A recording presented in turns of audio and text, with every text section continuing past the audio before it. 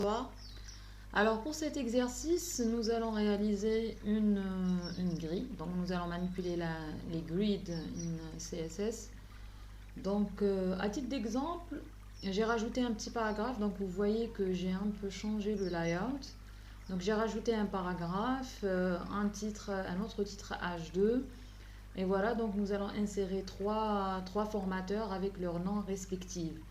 Maintenant, n'oublions pas que tout ce container, il est de type flex. Donc il faut faire attention. Donc tout dépend des exemples que vous avez. Mais là, je vous donne le template, disons par défaut, ou bien où vous trouvez toutes les astuces essentielles pour faire votre mini projet après.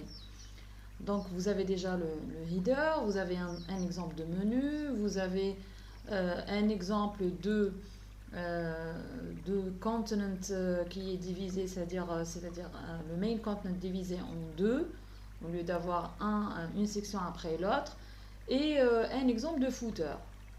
Maintenant, vous avez cet exercice qui est inclus dans votre mini-projet où on vous demande de présenter les formateurs dans une formation donnée.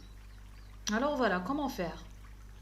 Alors tout d'abord, j'ai rajouté un certain height, d'accord, pour le main continent, parce qu'au départ c'était tout petit. Et donc aussi, donc j'ai intégré un nouveau bloc. Voilà comment ça se passe côté HTML, puis nous allons expliquer le côté CSS. Alors voilà, nous allons toujours, il faut choisir des noms bien significatifs. Alors j'ai choisi comme titre de classe grid container. Toujours, il faut penser à centrer parce que ça va être centré, c'est un bloc qui va être centré. Alors, par la suite, j'ai rajouté des images et ensuite des textes. Donc, au départ, ça va apparaître un élément après l'autre, sachant que le div, c'est un élément bloc. Donc, il faudra disposer tout ça dans une matrice. Donc, la différence avec Flexbox, c'est que au lieu d'aller vers l'horizontal ou bien juste le vertical, là, nous pouvons disposer en ligne et en colonne, c'est-à-dire en horizontal et en vertical aussi. Donc, nous avons plus d'emplacements, plus de cellules où nous pouvons disposer nos éléments. Voilà donc pour l'HTML. Donc, j'ai intégré les trois photos. Là, on s'en fout un petit peu de la taille, c'est-à-dire des images. Il faut juste les prendre de bonne qualité. Après, donc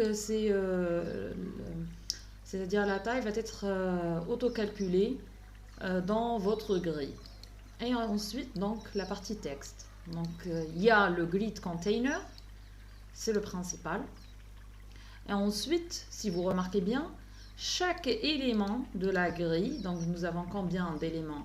6 éléments, va s'appeler grid item. Donc nous allons déclarer un style pour le container de la grille, celui-là qui est en bleu, un bleu ciel, et plutôt vous voyez.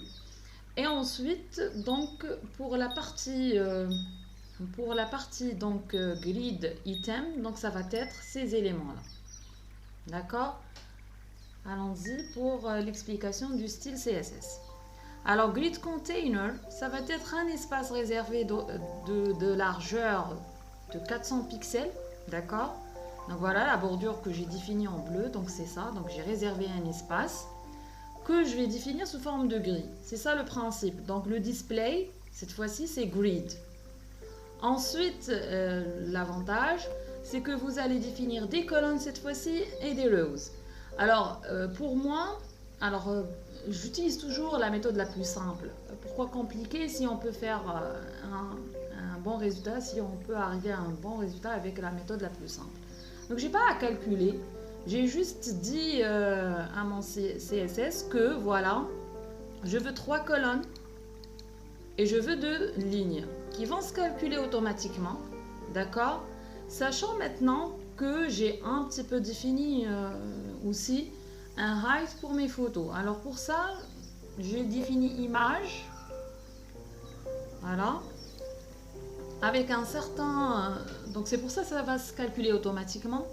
Donc je lui ai dit, donc chaque image va prendre 80% de son espace, 90% de l'espace qui lui est réservé en width et en height. Voilà ce que j'ai pu modifier. Et pour le reste, ça va se calculer automatiquement.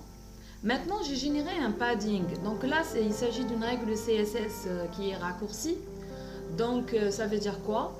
Eh bien, ça veut dire tout simplement que je vais rajouter 10 pixels en haut, 10 pixels en bas, donc bottom, top, left and right, pour chaque élément. D'accord? Voilà, padding.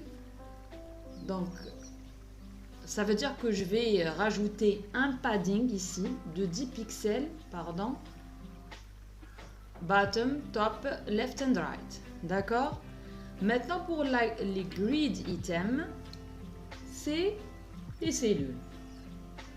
Donc, j'ai défini un border qui est de couleur grenat à peu près. Donc, j'ai centré parce que j'ai besoin que les trois photos et le texte soient centrés. Donc, padding top à 10%, ça veut dire que j'ai défini ce padding-là à 10%. Alors, si vous le remarquez, j'utilise pour ma méthode beaucoup plus les pourcentages. Je préfère utiliser les pourcentages, les calculs automatiques. Chacun maintenant a sa façon de faire. Alors pour mon cas, voilà comment je travaille. Maintenant pour le texte, donc j'ai inséré les trois textes. Après j'ai remarqué que le texte se colle à la bordure bottom. Donc j'ai défini un certain padding bottom à 5% et donc j'ai obtenu une certaine distance qui est pas mal, donc par rapport au nom des trois formateurs.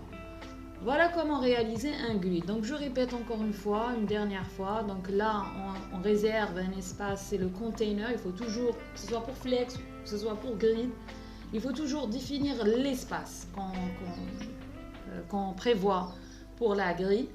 Ensuite, donc il y a toujours un container et les cellules à définir maintenant, les box à définir. Donc chacun a son style, d'accord? Donc une fois fait, donc je lui dis donc affiche-moi une grille.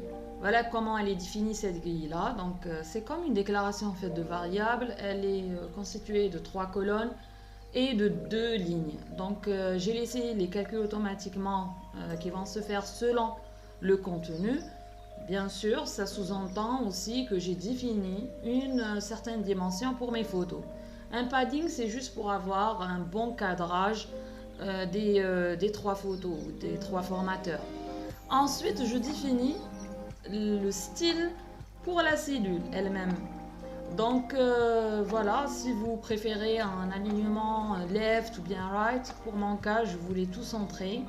Et ensuite, un padding top, c'était par rapport aux photos qui étaient collées à la bordure. Donc j'ai préféré avoir quand même un espacement interne en haut.